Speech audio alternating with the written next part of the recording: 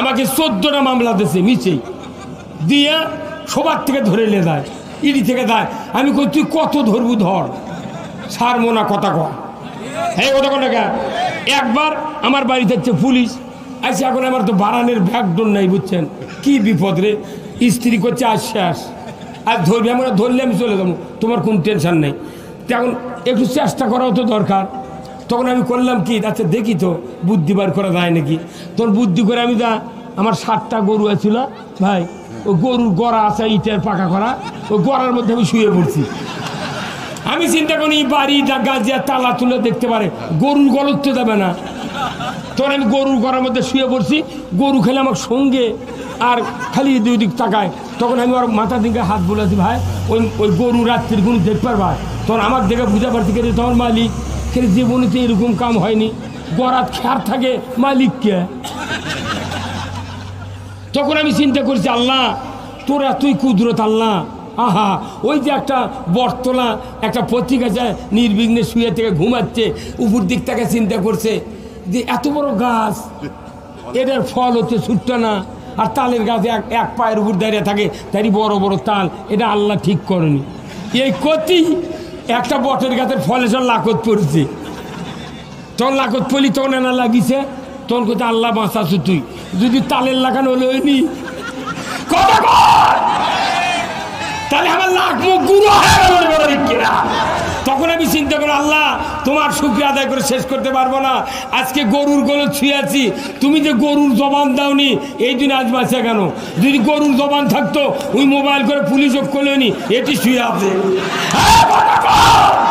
কারণ বাংলাদেশের গরুগুলো আওয়ামী লীগ করছিল।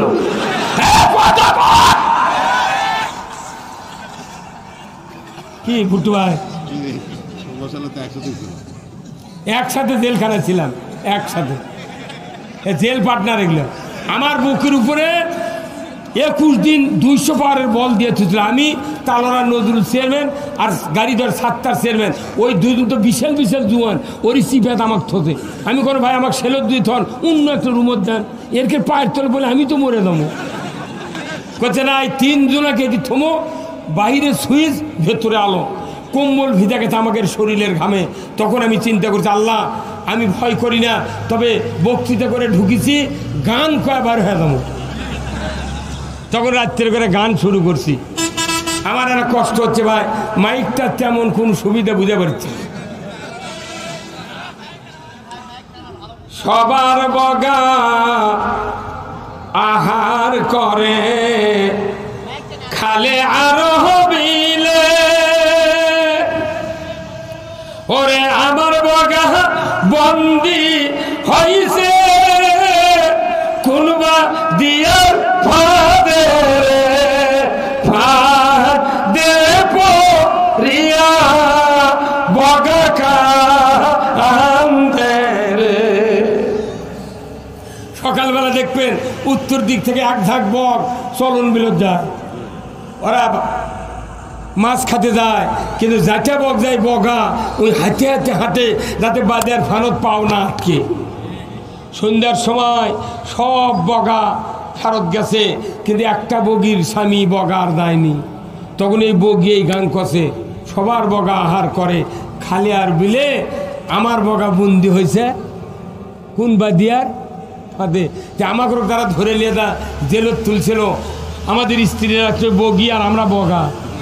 কিংবা আমাদের বৌসর কান্দিনী ময়না, উনি কি কয়, হুজুর জেল খাটা সুন্নুত, তুই এত বড় সুন্নুত ছাড়বু গা, চ তোকে মাই করে দে, তুই আসবো।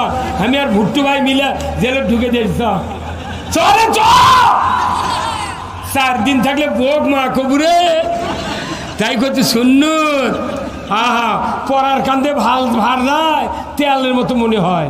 বাবার বাঙিনকে হচ্ছে কি রে জিনিস, তো তুই না ভাল নিয়ে দেখিস ঠেলা কাক কর। এই বগুড়া জেলার বগুড়া সদরের একটা বিএনপির নেতা, নাম হলো মাসুদ কমিশনার, 123টা মামলা, 123টা মামলা। একটা মানুষ 2টা মামলা দিলি ওর বউ ছেলের কথা ভুলে যায়। 123টা মামলা দিয়া এদেশের বিএনপি জামাত যেভাবে নির্যাতিত হয়েছে, আর এই নির্যাতন বাংলাদেশে দেখতে চাই না।